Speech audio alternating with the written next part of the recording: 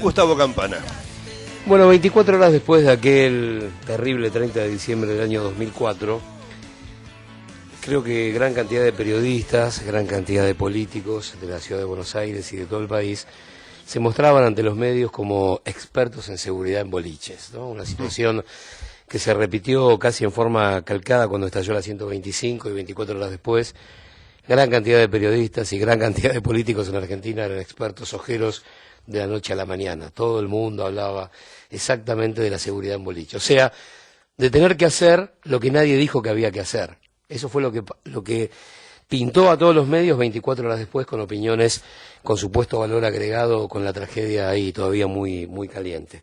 Pero yo te decía que antes de hablar de Bengala, de Chaván, de Callejeros, de Ibarra, era bueno ir hasta el 20 de diciembre de 1993, hasta el corazón de Olivos, Avenida Libertadora del 1900, y ver qué había pasado en aquella noche fatídica de Davis, donde 17 muertes habían encendido una alarma que poco tiempo después todo el mundo olvidó.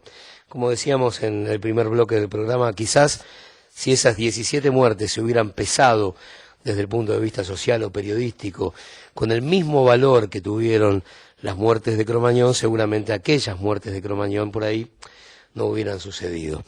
Pero las similitudes, como bien planteaba Nora, en las dos historias son terribles. Los paralelos entre las dos historias son terribles. Bueno, cuenta la leyenda que en aquella noche donde un curso de La Salle festejaba un grupo de egresados el fin de su secundaria, alguien derramó alcohol sobre uno de los sillones de un VIP, empezó un incendio y de ese incendio 17 muertes y casi 30 heridos. Uno de los dueños del boliche muere en el hecho de estar sacando gente y en uno de los viajes finalmente el hombre pierde la vida. Lo cierto es que la causa penal prescribió en el año 2006. Había cualquier cantidad de similitudes en cuanto a la habilitación, en cuanto a cómo se había coimeado inspectores de la municipalidad.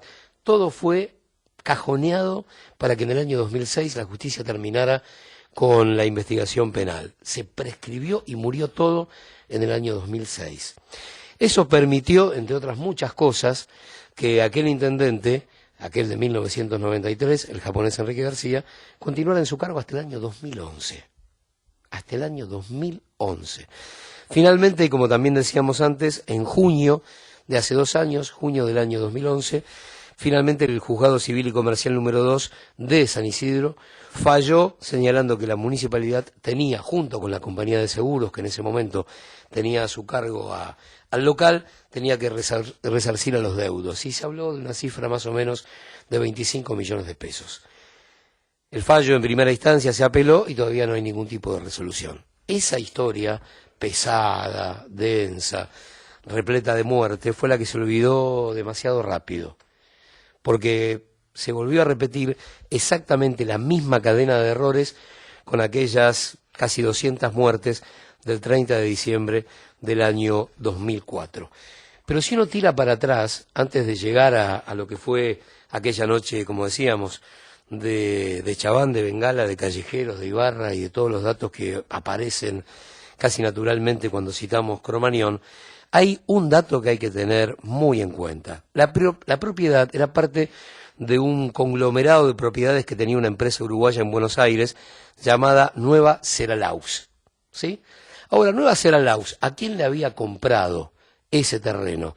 Bueno, a un grupo que estaba radicado en las Islas Vírgenes y que se llamaba Uranus Corp. ¿De quién era Uranus Corp? Era de Luis Viña San Martín y de María Dora Velázquez. ¿Quién era San Martín? Un jubilado de Montevideo. ¿Y quién era María Dora Velázquez? Una ama de casa de la capital uruguaya. A los que les había ido tan bien como una para. Empresa, no fantasma, recontra fantasma, que tenía sus capitales en Islas Vírgenes y que nosotros habíamos recibido con los brazos abiertos en plena era menemista, en el arranque de la era menemista. Después aparece esta otra empresa uruguaya que tenía el hotel que estaba al lado y 2 de las salidas de emergencia daban a Cromañón y también nadie dijo de qué se trata todo esto. Primer dato a tener muy en cuenta. El otro dato que a mí siempre me hizo muchísimo ruido tiene que ver con la habilitación, que era para más de 1.000 personas, poco más de 1.000 personas, 1.030 y monedas. Esa noche se calcula, había 4.500 personas, 3.500 con entradas y 1.000 sin entradas. Las pericias de los bomberos de Policía Federal determinaron que si hubiera habido 1.000 personas, como marcaba la habilitación, en 3 minutos el lugar hubiera quedado vacío. En 3 minutos. Perdón, Gustavo, y teniendo en cuenta que el hecho de quién es la responsabilidad que haya el punto casi máximo de la capacidad de habilitación del boliche entregado en entradas gratuitas. Sí, claro. ¿De quién es la responsabilidad? En responsabilidades hay que hablar y mucho de callejeros y en esta historia porque iban a porcentaje del borderó. Si los tipos van a porcentaje del borderó, lo que tienen es a su productor sentadito al lado de la gente del Chabán diciendo, bueno, acá entran 1.000, bueno, vamos a meter 3.500. Ellos sabían perfectamente que estaban jugando con fuego, por encima de las bengalas. Mucho antes de la bengala, ellos estaban jugando con fuego. Después aparece la famosa puerta cerrada desde afuera para que nadie se pueda escapar, sí. Y entonces, por supuesto que se multiplica el peligro. Pero lo que dice Bomberos de la Policía Federal es, si hubiera habido 1.000 personas, aún con una puerta cerrada, en 3 minutos no quedaba nadie en el interior de Cromañón. Bueno, esta historia me da la sensación que marcó un antes y un después. ¿Y el comportamiento de la justicia respecto de la discoteca anterior, de la de Kevin? No, el comportamiento de la justicia fue el mismo. Yo siempre recuerdo, cuando hablamos del juzgado de San Isidro, sí. Siempre recuerdo lo que dicen las madres del dolor. Ah, sí. Cualquiera que haya sido atropellado por el hijo de un empresario sanisidrense o de Vicente López, cualquiera que entre dentro del ejido de tribunales, olvídate, no hay justicia. Bueno, esto es algo bastante parecido. Hoy lo que ordenaron es, esto fue hace 2 años y todavía no se ha cumplido, es el pago de las indemnizaciones.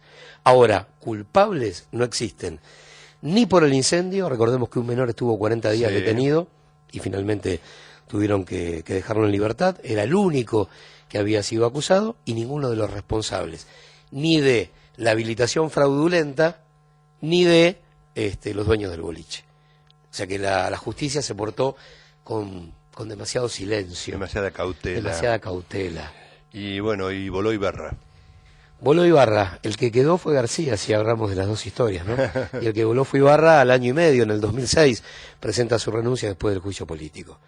Así termina la historia de Cromañón, que al revés de Keyvis marca un antes y un después. Porque ya apareció casi en forma desmedida, sentando a la música en el banquillo de los acusados, una historia donde ya prácticamente no se podía tocar en ningún lugar de la ciudad de Buenos Aires en vivo. Si algún celo similar se hubiera tenido después de aquella noche de Olivos, del 20 de diciembre del 93, quizás no tendríamos las 200 muertes de Cromañón. Gracias, Gustavo. Por favor. Primero sufrimos una dictadura militar. Después supimos que fue cívico-militar. Cada vez sabemos más.